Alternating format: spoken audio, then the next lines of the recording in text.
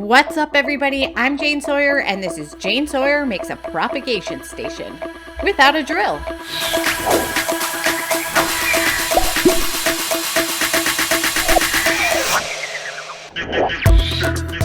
So you want to build a propagation station, but you don't have a drill. No worries. In addition to being a person who likes to make stuff, I am also a crazy plant lady. I want to make a propagation station for myself, so I was cruising Pinterest for some inspiration and realized like every DIY prop station out there, you pretty much require a drill, but I know not everybody has one. So let's make a cute little propagator that you don't need a drill to build. No power tools, and you can get everything you need to build this at the dollar store. What could be better than that? Pick out some vials to hold your plant cuttings. You'll also need a sheet of foam board, some glue, wall spackle, paint, and optionally some cornstarch. You also need tools including a craft knife, a palette knife, a nail file, and a paintbrush. I looked at a couple options for vials to hold my plant stems, but ultimately I settled on these test tubes with beads in them. I just dumped the beads into some plastic bags and saved them for another project. I draw a freeform shape that's going to be the body of my prop station. I just want to make sure that there's 2 feet on a level line so that the sculpture stands upright. You can make this any shape you want, but if you want to use this one, you can find the template for free at janesawyermakes.com. Use your template to trace and cut 6 identical shapes out of foam board. This is best done with a super sharp craft knife. You can see now how the test tubes are going to slot into the form.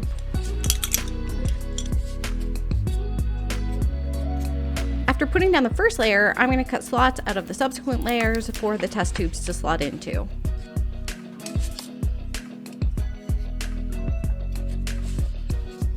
You can see I use my cutout pieces to carefully align the little bits at the top. That second layer is the trickiest, but then you can just stack the 3rd, 4th, and 5th layers right on what you've already done.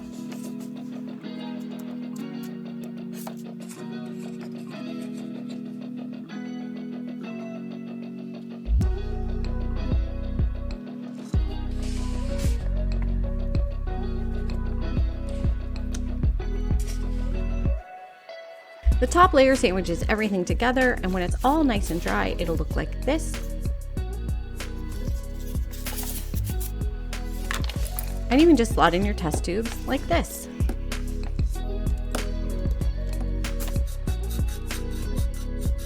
I shaved down any big chunks with a craft knife, but the key to making this look like it was really all just cut out of one piece is to sand it down. I use a coarse nail file and it really makes a huge difference. Here's before sanding and the same piece after sanding. Now I want this piece to look really sculptural and almost like it's made of ceramic, so I'm applying some drywall mud in a rough texture using a palette knife. You can go as crazy as you want with the texture here, but I do recommend applying at least a thin coat of spackle to the entire sculpture.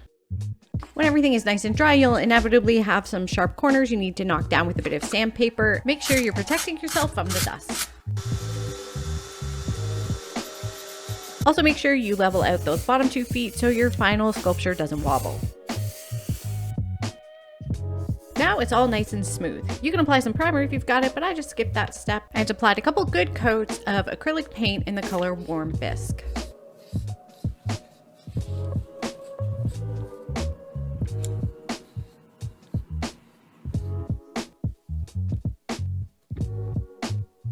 And because there's going to be some plants around this thing, there might be some moisture around it, I'm giving everything a final clear coat of a DIY matte finish I make with the white glue with a little bit of cornstarch added to it. This will give you a beautiful matte finish and protect your sculpture from any water droplets you might get on there. Now it's all dry and ready to go. You can see just how matte that finish is. I'm going to put my test tubes back in and we're done. I did end up making 2 because I thought it would be really cute to style them together, and I always need more plants. Here's how they look on my windowsill. I love how they turned out. I think they're so super cute. Give me a like if you agree. Make sure you're following along because I post new videos here as often as I can. You can find me on the web at large at janesawyermakes.com or on Instagram, TikTok, or Pinterest. I am at Jane Sawyer Makes on all platforms. Next week, I'm going to use the same techniques and show you how I made a little geode one. So make sure you're looking out for that. Bye.